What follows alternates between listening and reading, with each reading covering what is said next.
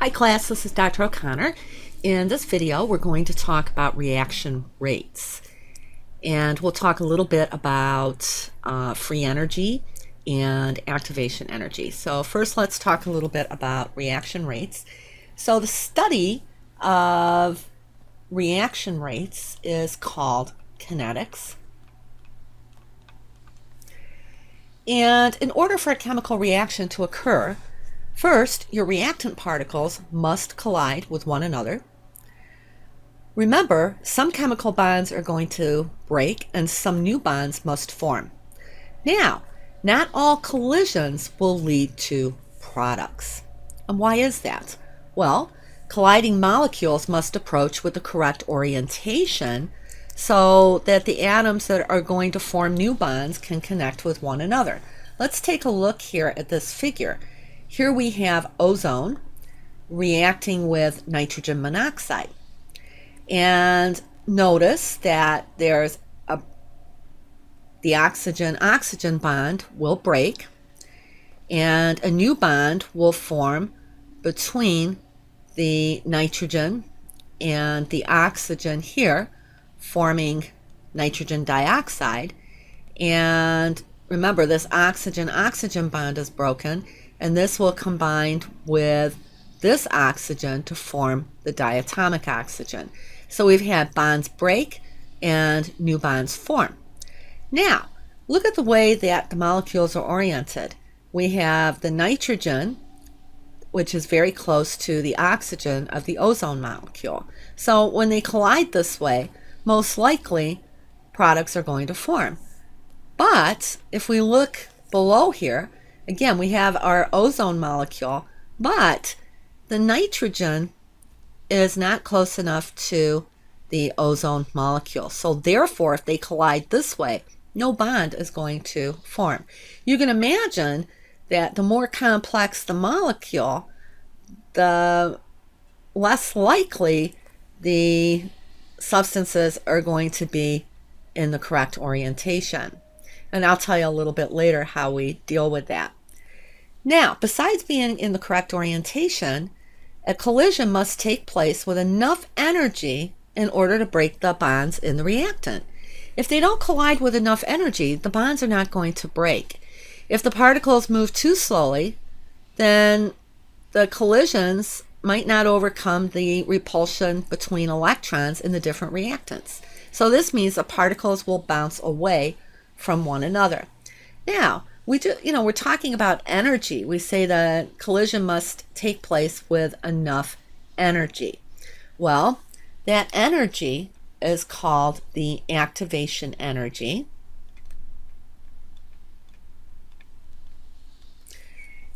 And we have this graph here.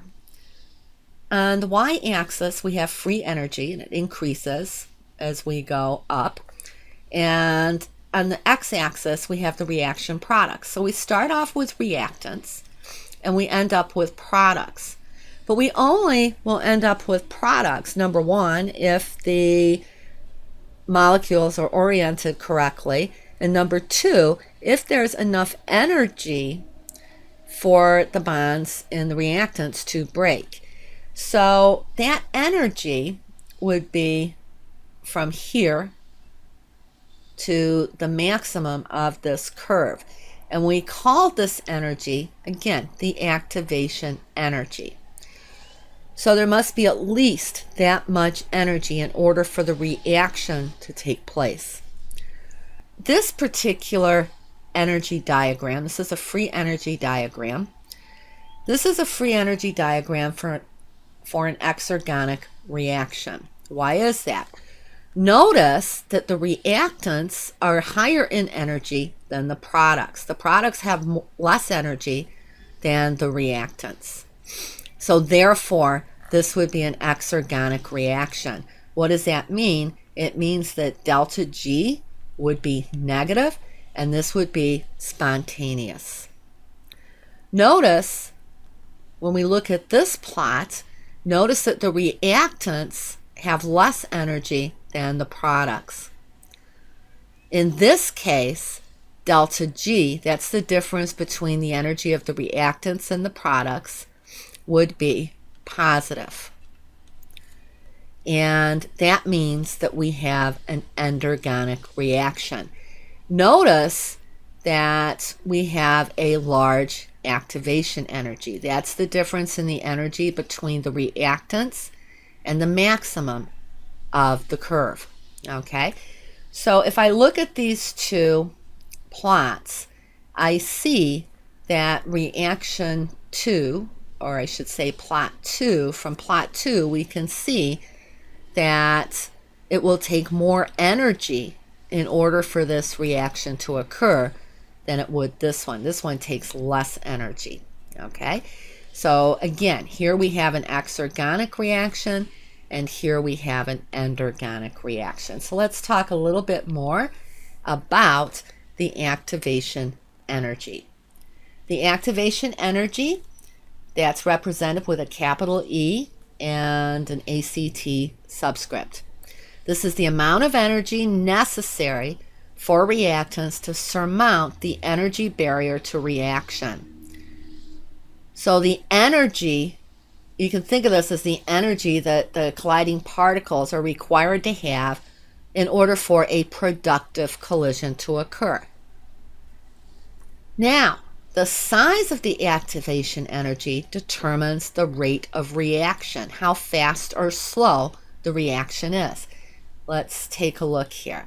I'm going to go ahead and draw this diagram. This is for an exergonic reaction. And let me draw this one here. We'll pretend that these are to scale. But anyway, here we have the activation energy. And again, we have our activation energy here. And it's obvious that this reaction has a smaller activation energy than this one. That means that this reaction will occur faster. This reaction will take longer. Again, the size of the activation energy determines the rate of the reaction. The lower the activation energy, the greater number of productive collisions, and that corresponds to a faster rate. The higher the activation energy, the lower number of productive collisions, and that means that the reaction rate is slower. It's going to take longer to occur. So if you notice on the figures in the previous slide here, our reaction energy diagrams, the activation energy does not affect delta G. It does not affect the energy of the reactants or products. So they are not related to one another. Okay? So the size of the free energy change and the size of the activation energy are not related to one another. So let's see what we have here. We're told to draw an energy diagram for a reaction that is slow but highly favorable. Now, wait a minute, what does that mean? Well, a favorable reaction would be a negative delta G, so that would mean an exergonic reaction. And the fact that the reaction is slow would mean that there's a large activation energy. So I'm going to go ahead and start here and go up here and then down this way. Okay, so here I have a fairly large activation energy, and the reaction is favorable because we have a negative delta G. This is exergonic. Okay. Here I might draw a reaction. I might go ahead and draw a diagram for a reaction that is very fast and still highly favorable.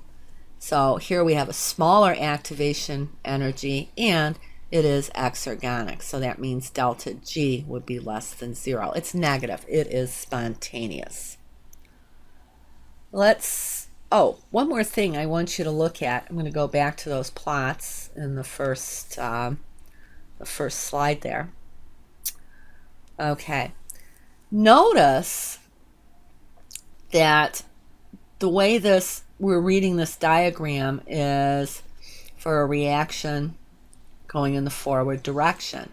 But if we were to reverse the reaction, so we would start here, okay, and then go here to products, we notice that the reverse of this exergonic reaction is endergonic. And we also notice that the activation energy is much higher for the reverse reaction than it is for the forward reaction. Remember, we talked about when we have an exergonic reaction in one direction, it will be endergonic in the other direction. Okay, so here we have another problem, and we're told to draw an energy diagram for a reaction in which the forward reaction has an activation energy of 25 kilocalories per mole, and the reverse has an energy of activation of 35 kilocalories per mole. So we're being asked, is the forward reaction endergonic or exergonic? Well, let's go ahead and draw this. And so my activation energy for the forward is smaller than my activation energy for the reverse. Okay, so this activation energy here would be 25 kilocalories. Is that kilocalories? Yes. So 25 kilocalories. And then the activation energy for the reverse is 35 kilocalories. So they're asking, is the forward reaction endergonic or exergonic? Well, it's obviously exergonic. The energy of the products, let me write that out here, products, this would be the reactants. So the energy of the products is lower than that of the reactants. And they want to know what is the value of delta G for the reaction.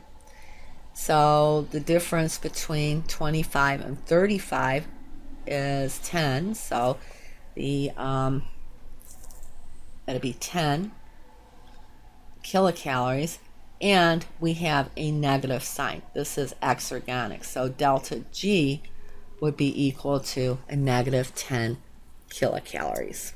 Okay, so practice those reaction diagrams. We can actually help reactants over the activation barrier. In other words, we can increase the rate of reaction by decreasing the activation energy. And how can we do that? Well, we can increase the temperature. We can increase the concentration of reactants. We can also add a catalyst. So let's see how each one works. What we can do is we can add more energy by raising the temperature. So if we increase the temperature, what will happen is there'll be an increase in the frequency of collisions. That's because the particles now will have more energy and they will be moving faster. So therefore, we increase the frequency of collisions, and if they're moving faster and colliding with each other, we're going to increase the forcefulness of the collisions. So that means we will observe an increase in reaction rate. If we increase the reactant concentrations, then what happens is the reactants become more crowded. And if they're more crowded, there's going to be an increase in the frequency of the collisions, which will lead to an increase in reaction rate. Another way to lower that activation energy or increase the reaction rate is to add a catalyst. A catalyst is a substance that will speed up the reaction rate, but itself will not be consumed in the reaction. So in other words, if we add a catalyst, then at the end of the reaction, we will still have that catalyst. It's not used up in the reaction. There are many different substances that we can use as catalysts. One good example is this one here. You've all heard of hydrogenation of oils, okay? And basically what they do is, these are some fatty acid. This is a fatty acid molecule. And notice it has a couple of carbon-carbon double bonds. So what they do is they take these oils that have these carbon-carbon double bonds and they add hydrogen to the double bonded carbons, which breaks the double bonds. And what happens in this type of reaction, the oil now is turned into, let's say, a margarine, so a more solid type of fat. But in order for this reaction to take place, we have to add a catalyst, usually platinum or nickel or palladium. So these catalysts are very expensive, but we don't have to worry because they are not consumed in the reaction. We can use the catalyst over and over again. So the main function of a catalyst is to increase the reaction rate by lowering the activation energy. So let's go back up here. Table 7.3 is just a summary of the ways that we can increase a reaction rate. Let's do another little problem here. Ammonia is synthesized in the presence of an iron catalyst. So here's the reaction. We've seen this many times. What effect will the following have on the reaction rate? We lower the temperature from 800 to 600 K. That's going to decrease the rate of reaction.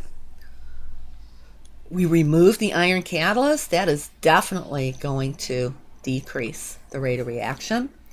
And we double the concentration of nitrogen gas, and that should increase the rate of the reaction. I want to say one more thing about a catalyst. Let's take a look at this plot here. And so the blue curve here, that corresponds to a reaction where no catalyst is present. And the green corresponds to a reaction where a catalyst is used. Notice the activation energy has been lowered quite a bit by using the catalyst. Now, a couple of more things that I want you to notice. First, again, we see the activation energy is decreased by quite a bit. So this reaction is going to go faster with the catalyst. Also notice that the catalyst does not change the energy of the reactants or the products. So delta G is not affected by the catalyst, okay? Only the activation energy is lowered. Why does this happen? Well, without going into a lot of detail, the catalyst allows a different reaction pathway, okay? A faster reaction pathway. And we'll talk a little bit more about those later in the semester, but that's all you need to know for now. So a catalyst does not affect delta G, and a catalyst will lower the activation energy by providing another pathway for the reaction to occur. So it increases the reaction rate. That's the end of this section. So everybody have a good day, and I'll do a third video, and that will be on reversible reactions and equilibrium.